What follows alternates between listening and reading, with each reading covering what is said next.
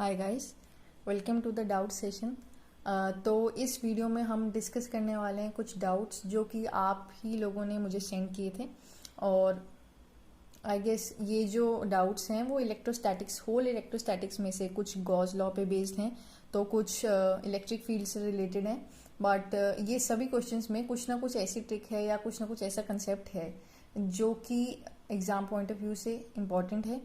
तो ध्यान से क्वेश्चंस को देखते हैं और सॉल्व करते हैं। तो पहला क्वेश्चन क्या है हमारे पास, a charge capital Q is placed at the centre of a circle of radius capital R। तो एक चार्ज प्लस Q है, कैपिटल Q है, जिसको हमने सेंटर पे प्लेस किया है ऑफ अ सर्कल जिसका रेडियस कैपिटल R है। तो हमें वर्क डन निकालना है in moving a charge small q from a point A to diametrically opposite point B takes along the circumference in clockwise direction। Basically question ये कह रहा है कि मेरे पास एक प्लस क्यू चार्ज है जो कि सेंटर पे पड़ा है, जो कि हमने पहली बात की। उसके बाद मेरे पास एक स्मॉल क्यू चार्ज है जिसको मुझे एक पॉइंट ए जो कि बाउंड्री पे लाई करता है सर्कल की, उससे पॉइंट बी जो कि लाई करता है बिल्कुल ए के डायमेट्रिकली अपोजिट, उस पे लेके जाना है अलोंग सर्कमफ्रेंस अगर लेके जाऊंगी क्लॉकवाइज डायरेक्शन में, तो कितना वर्क डन होगा इस चार्ज को वहां से वहां तक लेके आने में। तो आई होप सबको क्वेश्चन तो एटलीस्ट समझ में आ गया होगा। इस फिगर को भी देख के मैं एक बार बता देती हूँ कि मेरे पास सेंटर पे एक चार्ज रखा था और मुझे एक चार्ज स्मॉल क्यू को ए पॉइंट से बी पॉइंट तक लेके आना है, वो भी इस सर्कल के क्लॉकवाइज डायरेक्शन में। क्लॉकवाइज माने इस डायरेक्शन में लेके आना है। और कितना वर्क डन होगा ए पॉइंट से बी पॉइंट में, और ए पॉइंट जो है बिल्कुल डायमेट्रिकली अपोजिट है। तो एक सर्कल के इनफाइनाइट डायमीटर हो सकता है ना, तो ऐसे ऐसे ऐसे ऐसे बिल्कुल सामने, तो एक ए पॉइंट ऐसे है, तो इसके बिल्कुल डायमेट्रिकली अपोजिट पॉइंट बी है। तो मुझे वहां पे जो है इसका वर्क डन निकालना है ए से बी तक लाने में। अब बात यह है कि सिंस ये क्यू चार्ज पड़ा है सेंटर पे, तो ये जो है एक पोटेंशियल एग्जर्ट करेगा, इसकी एक स्ट्रेंथ होगी अपने एक रीजन में। तो potential due to a point charge का हमने एक फॉर्मूला पढ़ा है के क्यू अपॉन आर, ये जनरल फॉर्मूला की बात की मैंने। पर फिर अब हमें इस स्मॉल क्यू चार्ज को यहां से यहां तक अगर हमें इस डायरेक्शन के अलोंग लेके आना है, तो सपोज कर लेती हूँ कि मैं सी पॉइंट तक लेके आई पहले, फिर जो है एस पॉइंट तक लेके आई, ऐसे ऐसे करते करते मैं बी पॉइंट तक लेके आ रही हूँ। तो अगर मुझे ए पॉइंट पे इस चार्ज के कारण, सोर्स चार्ज के कारण पोटेंशियल निकालना है, तो वो क्या होगा के पोटेंशियल ड्यू टू ये है क्यू चार्ज, तो के क्यू अपॉन आर, राइट। इतनी बात समझ में आ गई। लेकिन मेरे को लाना तो यहां से यहां तक है। ये तो अगर मैं ए पॉइंट की बात करूं तो ये ए पॉइंट के लिए पोटेंशियल है।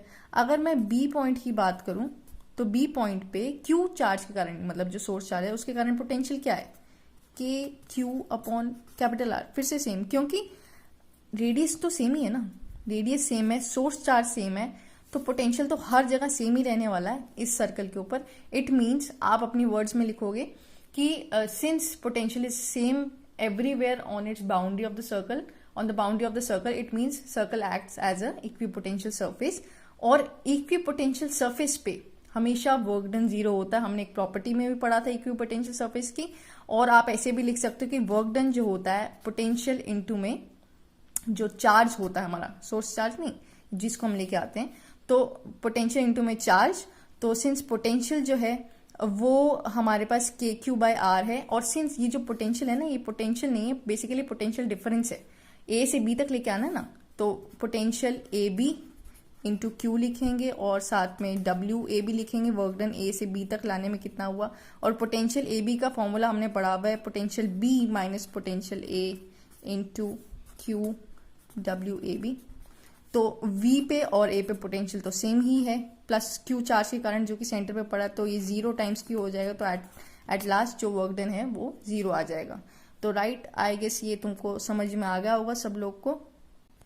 तो देखो गाइस, नेक्स्ट क्वेश्चन क्या है मेरे पास, 8 identical point charges of Q coulomb each are placed at the corners of a cube of each side 0.1 metre. अभी तक हमने क्या कहा, मेरे पास 8 आइडेंटिकल पॉइंट चार्जेस हैं, ठीक है, क्यू कूलम के हैं, उनका मैग्नीट्यूड दे रखा है चार्ज का, और they are placed at the corners of a cube, सबको कॉर्नर्स ऑफ ए क्यूब पे रखा हुआ है, और एक जो साइड है क्यूब की वो 0.1 मीटर है। तो पहला तो है calculate electric field at the centre of the cube, पहले तो हमें सेंटर पे इलेक्ट्रिक फील्ड की वैल्यू निकालनी है, और सेकंड है कि calculate the field at the centre when one of the corner charges is removed. तो पहला तो पार्ट समझ में आ गया कि सेंटर पे हमें इलेक्ट्रिक फील्ड निकालना है। सेकंड पार्ट हमें ये कहता है कि अगर उन कॉर्नर चार्जेस में से जो क्यूब के कॉर्नर्स पे रखे हुए हैं एक कॉर्नर चार्ज में हटा दें तो तब क्या इलेक्ट्रिक फील्ड होगा, कैलकुलेट द फील्ड, तब क्या इलेक्ट्रिक फील्ड होगा जब एक चार्ज हटा दिया जाए। तो यार क्वेश्चन सॉल्व करने से पहले सबसे पहला काम ये करना है कि फिगर बनानी है। फिगर बनाए बिना क्वेश्चन समझ में आएगा नहीं, और क्वेश्चन को हमेशा 2 to 3 टाइम्स रीड करना बहुत जरूरी है, क्योंकि क्वेश्चन के अंदर अभी आपने देखा 2 पार्ट्स थे, लेकिन उनमें जो मैंने पार्ट्स थे उसको मैंने खुद से नंबरिंग दे रखी थी। क्वेश्चन में ऐसे नहीं होता है, जब आप एग्जाम के दौरान होते हो तो आपको पता ही नहीं चलता है क्वेश्चन में कितने पार्ट्स हैं, इसीलिए क्वेश्चन को 2 टाइम्स एटलीस्ट पढ़ना बहुत जरूरी है। चाहे आपने ढंग से पढ़ा हो नहीं पढ़ा हो, फिर भी मिनिमम 2 टाइम्स पढ़ लिया करो। और इसके बाद सबसे पहला काम है कि हमें फिगर बनानी है क्यूब की, जो कि हमें बताया हुआ था, और हर एक कॉर्नर पे प्लस क्यू चार्ज, अभी हमने पढ़ा कि प्लस क्यू चार्ज को रखा हुआ है, ठीक है ना। पहला पार्ट ये कहता है कि हमने हर एक कॉर्नर पे प्लस क्यू चार्ज को रख दिया, और एक क्यूब के कितने कॉर्नर्स होते हैं, 1 2 3 4 5 6 7 8, मतलब कि 8 कॉर्नर्स होते हैं, तो 8 प्लस क्यू चार्जेस पड़े हुए हैं। तो मुझे अब सेंटर पे इलेक्ट्रिक फील्ड की वैल्यू निकालनी है। तो देखते हैं इसका अप्रोच कैसे रहेगा। तो यार इसके लिए तुम जिस भी रूम में बैठे होगे, सपोज एग्जाम कर रहे हो तो एग्जाम का रूम भी जो है बेसिकली क्यूबिकल तो नहीं है, क्यूबॉइडल है, बट फिर भी तुम एज ए इंस्टेंस उसको यूज कर सकते हो। तो उस रूम को देखो, तो हमें पता होना चाहिए कि एक क्यूब हो या क्यूबॉइड हो, तो उसके जो बॉडी डायगनल्स होते हैं, बॉडी डायगनल्स माने इसके लिए एक डायगनल उसके सामने वाला, जैसे कि ये है, फिर नीचे वाले चार्ज के लिए ये डायगनल, ये वाला डायगनल, ठीक है, ये 2 डायगनल, फिर उसके बाद ये वाले कॉर्नर के लिए ये वाला डायगनल, ये तीसरा डायगनल, और फिर ये वाले कॉर्नर के लिए ये वाला डायगनल। तो ये हो गए 4 बॉडी डायगनल्स होते हैं। और मतलब कि देखना है कि पीछे वाले के लिए आगे वाला करेक्ट मार्क कर लेना कि कैसे कैसे डायगनल्स होते हैं। तो बेसिकली करना क्या है, अपोजिटली चार्ज, जो अपोजिट डायगनली अपोजिट चार्जेस हैं उनको देखते हैं। सिंस इसके अपोजिट ये पॉइंट है तो चार्ज दोनों सेम रखे हैं, और सेंटर पे अगर मुझे इलेक्ट्रिक फील्ड निकालना है तो सपोज कर लेते हैं ये जो चार्ज है इसके कारण सेंटर पे इलेक्ट्रिक फील्ड की डायरेक्शन इधर को होगी। ऑब्वियसली बात है, एक पॉजिटिव चार्ज के कारण तो रिपेलिंग ही होती है ना, तो इधर को होगी, दूर इससे रिपेलिंग, तो E1 मान लिया हमने इसको। ऐसी प्लस क्यू चार्ज, ये वाला चार्ज है, इसके जो डायरेक्शन होगी वो नीचे को होगी, राइट, वो नीचे को होगी। और देखो यार चार्जेस दोनों सेम है, तो इनकी जो इलेक्ट्रिक फील्ड की वैल्यू होगी वो भी सेम होगी, बस डायरेक्शन अपोजिट है। तो इट मीन्स E1 और E1 जो और E2 जो है वो मैग्नीट्यूड में तो इक्वल है और डायरेक्शन में अपोजिट है। इट मीन्स ये कैंसिल कर देंगे, अगर मैं डायरेक्शन की बात करूं तो कैंसिल कर देंगे अपने आप को, ठीक है, एक दूसरे को कैंसिल कर देंगे, मैग्नीट्यूड भी इक्वल है।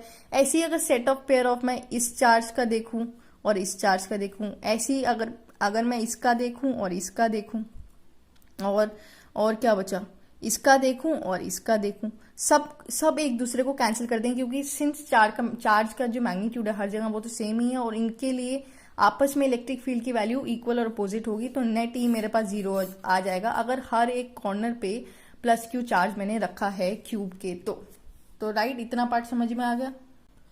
तो देखो यार सेकंड पार्ट क्या कह रहा है। पहले तो मैंने कहा था कि क्वेश्चन में ही था ऑलरेडी कि हर एक कॉर्नर पे क्यू चार्ज रखा हुआ है, तो मैंने इस कॉर्नर पे इस पे और ऊपर भी जो 4 कॉर्नर हैं उस पे प्लस क्यू चार्ज रखा हुआ था अकॉर्डिंग टू क्वेश्चन। अब स्टेटमेंट कुछ बदल गई।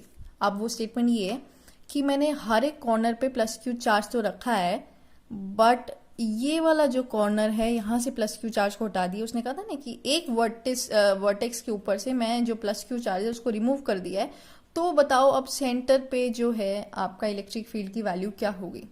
तो इसको सॉल्व करने के लिए मैं थोड़ा इससे अपोजिट जा रही हूँ। अभी पता चल जाएगा कि हम करने के वाले हैं, हम इसी की वैल्यू निकालने वाले हैं, इलेक्ट्रिक फील्ड की हम निकालेंगे, पर थोड़े डिफरेंट तरीके से।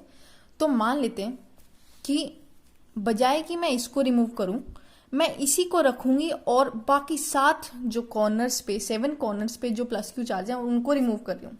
तो कुछ ऐसी फिगर बनने वाली है। देखो यार, इसको मैंने रखा है और बाकी के जो 7 कॉर्नर्स हैं 7 कॉर्नर्स हैं उन पे से मैंने क्यू चार्ज को रिमूव कर दिया। तो मुझे ये बताओ कि इस सेंटर पे इस प्लस क्यू चार्ज के कारण जो इलेक्ट्रिक फील्ड है वो इससे रिपेलिंग होने वाला है, और इसका डायमेट्रिकली अपोजिट मतलब इसका बॉडी डायगोनल के अपोजिट जो चार्ज है वो इधर होगा। सिंस हमने ऐसे जोड़े थे ना, ये डायगोनल बना इसका, तो इससे अपोजिट होने वाला है। सिंस ये स्ट्रेट लाइन नहीं दिख रही है यार, तुम थोड़ा सा फिगर अच्छे से बनाना। ये इसका बिल्कुल स्ट्रेट लाइन है, बॉडी डायगोनल है, और ये इलेक्ट्रिक फील्ड जो है इससे रिपेलिंग होगा। ये बात ठीक है, क्योंकि प्लस क्यू चार्ज या प्लस क्यू के चार्ज से तो रिपेलिंग ही होता है।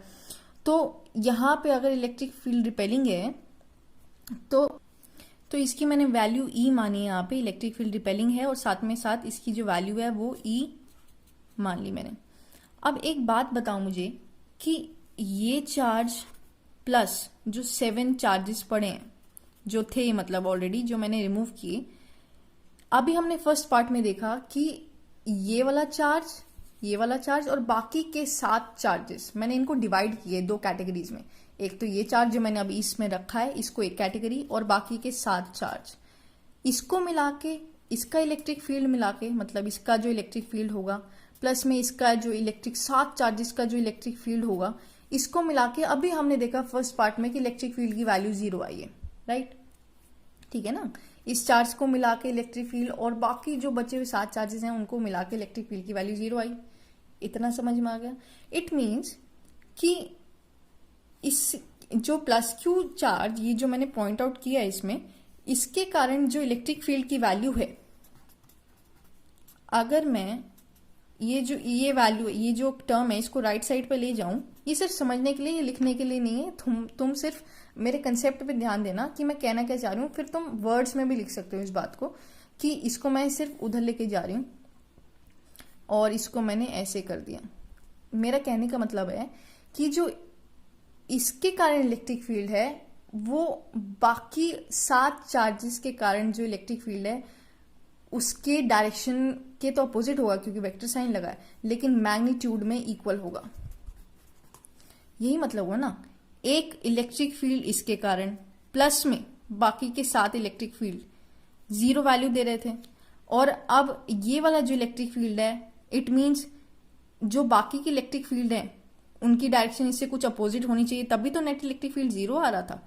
अगर एक के कारण ऐसे है तो बाकी 7 के कारण की नेट डायरेक्शन कुछ ऐसे होनी चाहिए, इनसे अपोजिट होनी चाहिए, तभी इलेक्ट्रिक फील्ड 0 आ सकता है।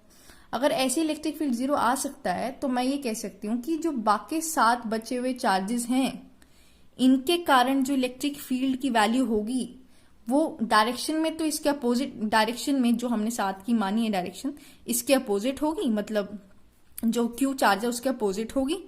और क्यू चार्ज की ये डायरेक्शन थी ना, इससे देखो ये डायरेक्शन में ऐसे डायरेक्शन दिखा रही हूँ, वो ये डायरेक्शन थी, इसके अपोजिट होगी, माने ये डायरेक्शन होगी। तो डायरेक्शन ये होगी, पर मैग्नीट्यूड जो क्यू चार्ज का इलेक्ट्रिक फील्ड इंटेंसिटी का है सेंटर पे, वो ही सेम होगा उन 7 चार्जेस के कारण। तो मैंने कुछ नहीं किया, बस इसी को दोबारा से लिखा है। ई प्लस और ई अदर चार्जेस के कारण टोटल 0 आ रहा था, नेट 0 आ रहा था। It means E plus Q charge के कारण माइनस टाइम्स अदर चार्जेस के कारण जो ई है उसके बराबर होगा। तो ई प्लस क्यू के कारण निकाल लिया बस मैंने। प्लस क्यू के कारण क्या होगा, ये माइंडेड, ये थोड़ा नीचे है। प्लस क्यू के कारण के क्यू अपॉन आर स्क्वायर होता है फॉर्मूला। देखो यार, के की वैल्यू रखी है, Q as it is, Q की वैल्यू नहीं दी हुई थी हमें, और आर स्क्वायर मतलब कि यहां से यहां तक का डिस्टेंस। तो लेट मी टेल यू, जो हमारा बॉडी डायगोनल होता है, बॉडी डायगोनल उसकी लेंथ, पूरे बॉडी डायगोनल की लेंथ जो होती है वो √3 होती है, और सिंस ये आधा डिस्टेंस है तो ये √3/2a हो गई। तो मैंने इतना डिस्टेंस r मतलब √3/2a, a की वैल्यू हमें दी हुई थी 0.1, ठीक है। इसका स्क्वायर की है और इसको सॉल्व करके आंसर निकाला है 1.2 10 की 12, और साथ में Q as it is solve करके न्यूटन पर कूलम E की यूनिट्स होती हैं। और डायरेक्शन बतानी है तो डायरेक्शन ऐसी होगी कि Q से अपोजिट ना, तो Q से अपोजिट माने कि अगर मैं ये पॉइंट सपोज कर लो A मान लेती हूँ, तो ये बीच वाला सेंटर वाला O मान लेती हूँ, तो OA इसकी डायरेक्शन होगी, मतलब कि Q के इलेक्ट्रिक फील्ड से अपोजिट डायरेक्शन।